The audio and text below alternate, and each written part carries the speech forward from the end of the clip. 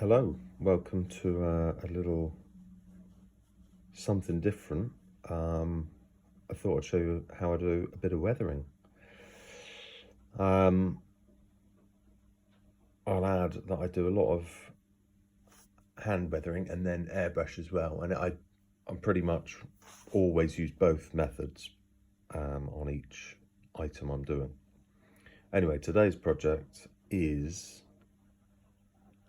a full rake of 9 Rail Express Systems coaches to go with my Class 47 that I'm just finishing off as well. So let's take you through the basics. You can see already I've picked out the wheels and painted them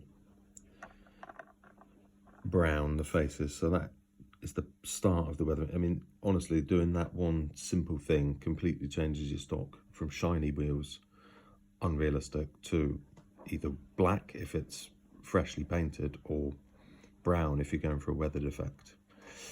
So that's the wheels done. And then I've picked out a few details like the handrails just here. So what you want to do first is just make sure all the basics are right. So it's got the right warning flashes on it. I redid the cant rail as well on these using a Uniposca pen. Brilliant things, and saves a lot of faffing, especially with the cant rail lining, which, although brilliant, much easier if you can just pen straight onto the raised detail, such as here. So let's do the next step. Now, it's taken me many years to get to this point to work out that this is the best thing to do, but basically this is how I do it. So panel lines, Tamiya black and brown, use both, and then I'll just go like this. Now it looks obviously quite thuggish at the minute, and quite frankly you can just go crazy. It doesn't matter where you get it, how you do it, sort it out later on. So that's one shot of draw done. Do the next one.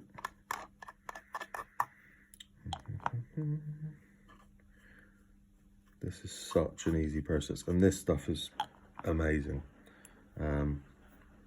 It's got great capillary action, so it pulls into all the panel lines and gaps and detail.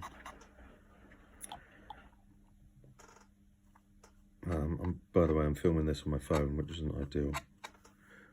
I have got a tripod somewhere that I could put the camera on, or GoPro, but this is what I'm doing at the minute. As I say, you can be honestly slapdash. You could quite frankly coat the whole coach in this stuff and it wouldn't matter. And I'll show you why in a bit. So here you can do a bit of capillary fill into the door shuts.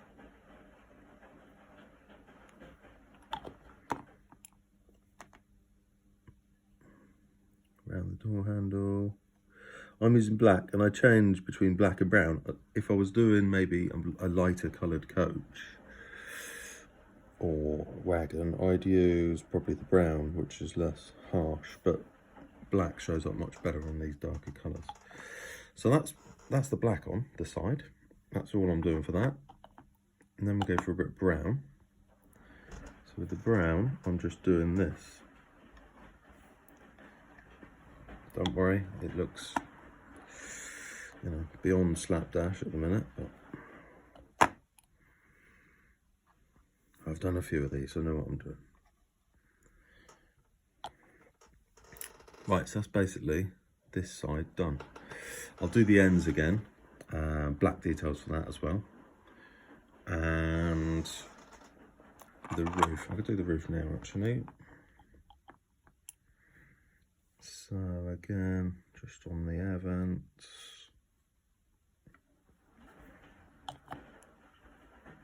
Honestly, this stuff lasts forever as well. I'm still on my first 2 pots of this, and there's absolutely tons left. And I do everything this way now.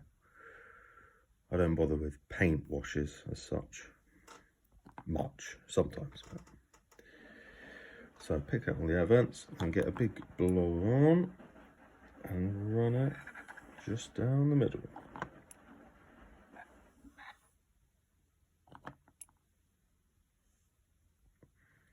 There we go. So that's one side done and the roof. I say done. Obviously not done, but that's the first stage. Anyway, you'll join me in a bit for moving on from that point and I'll show you what happens. Okay, so we're back. We've hand weathered all the coaches now. So some of them are still drying. Some I did yesterday, so they're fully dry, such as this one. So you can see now, slapped on the weathering, not a problem, fully dry. What I will say is these are on factory finish, so it's a sort of satin finish, and quite frankly you can put it on, leave it for months completely dry, and then just work it just as easily as you've done it 24 hours ago. The thing you've got to watch out for is if you put it onto matte finish, it needs to be worked almost immediately, because otherwise it ingrains too much into the texture of the matte varnish and you end up struggling to push it around. But satin, such as most of the factory finishes, wait forever. Gloss, goodness me, yeah, even longer. So yeah, that's the basics. So what we're going to do now is basically push it around a little bit and get it into the shape we want, and positions we want. So a little bit of a cheap, nasty white thinners is perfect for this. I dab it so it's almost completely gone. I mean, this is going to be really tricky to show whilst holding the camera. Obviously, if I had a better setup. But there, look how easily you can move it around. So what you're then going to do is, I'm going to do is streak it from the top down. You get the idea. Obviously, the more you do it, the more of the stuff stays on the brush. And it's really easy to get streaks.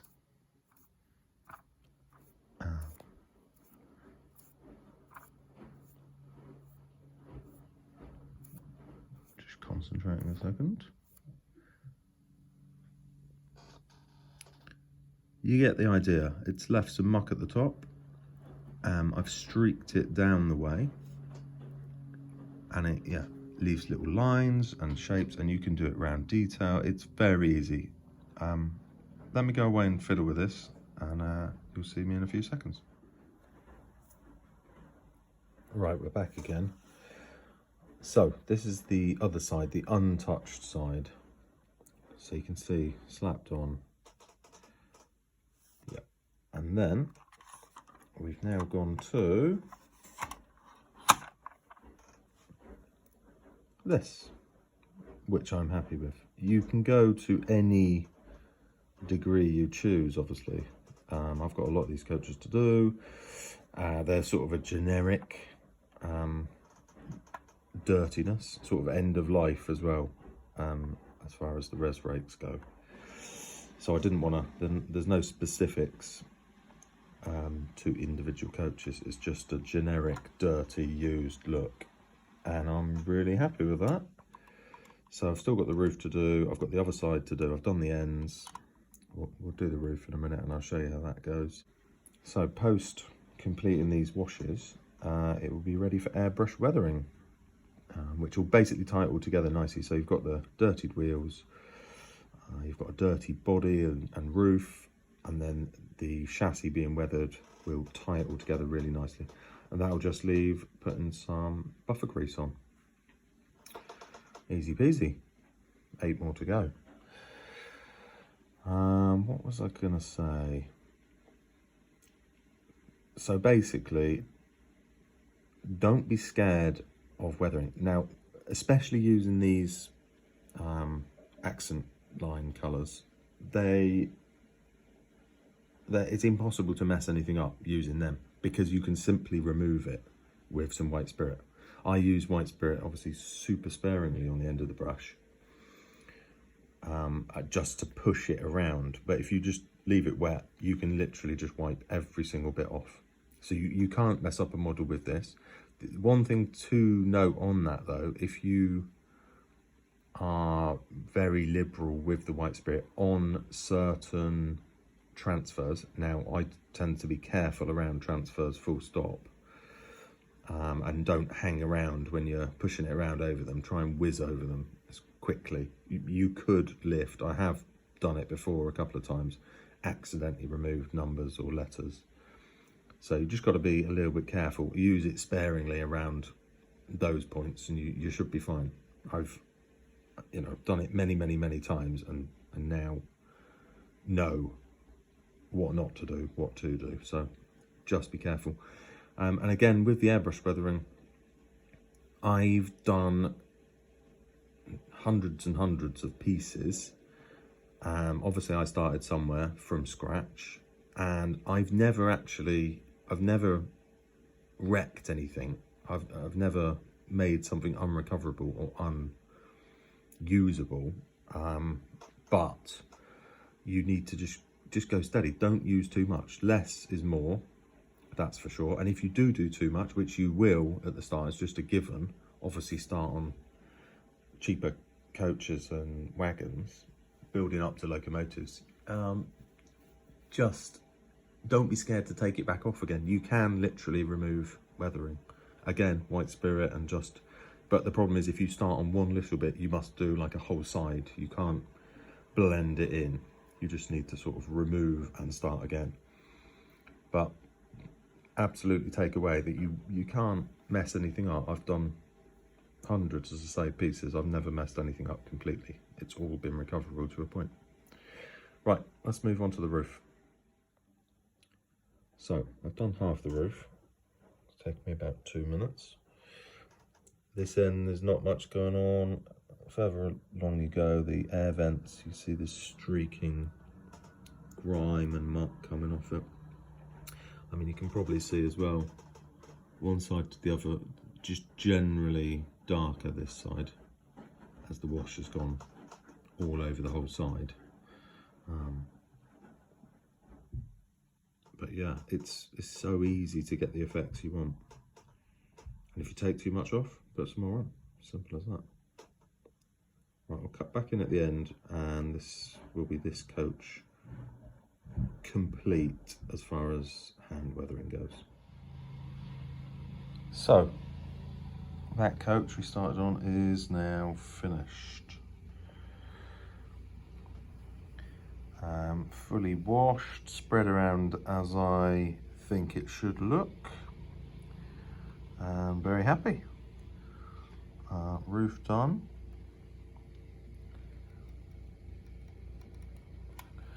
The ends are just grimy. It'll probably be difficult to see on the camera, but made a bit of a difference.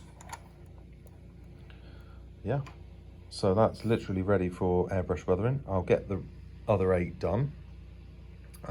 There's 3 different types of coach, so I'll tweak the methods used and the streaking, etc. And then I've got to weather the whole lot together, so it'll be the Rail Express System 47 and these 9 coaches, and then they should be making an appearance on Badger's Cross.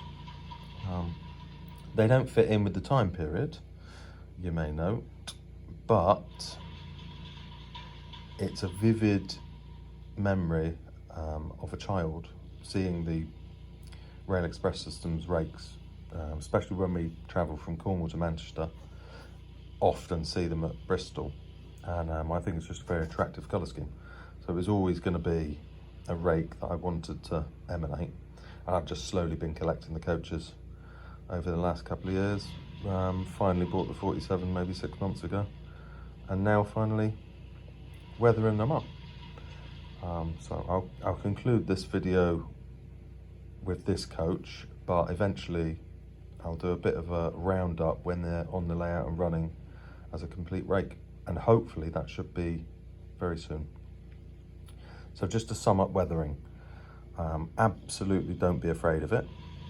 100% use these washes. I can't say enough about them. I've been using them for years and they are brilliant. You can't put too much on. If you do, just take it off. If you put too little on, put some more on. If there isn't enough, put some more on. It really is quite simple. The airbrush is slightly scarier, but as I say, I've never actually completely wrecked anything. So just get out there, give it a go. Even if you just start with the panel washes, so easy and makes such a difference. And don't forget, paint them wheel faces. Really, really, really starts to bring a model to life from a toy to a proper model. So, till next time.